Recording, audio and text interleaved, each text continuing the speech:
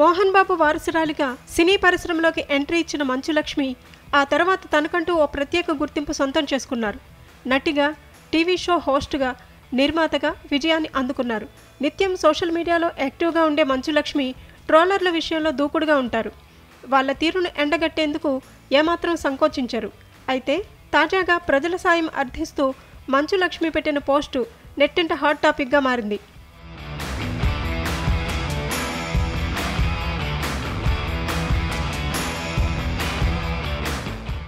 నిరాశలో సహాయం కోసం వెయిట్ చేస్తున్నా. నా అమెరికా వీసా 1 నెల క్రితమే ఆమోదించారు, కానీ అది నాకు ఇప్పటికీ అందలేదు. నా కుమార్తె పాఠశాల సెలవులు ముగిశాయి. నేను ఎక్కాల్సిన విమానం జూలై 12న ఉంది. ఎంబసీ వెబ్సైట్ డౌన్ కావడంతో వారిని సంప్రదించడానికి నాకు మార్గం లేకుండా పోయింది. ఇప్పటికే 2 నెలలు దాటింది.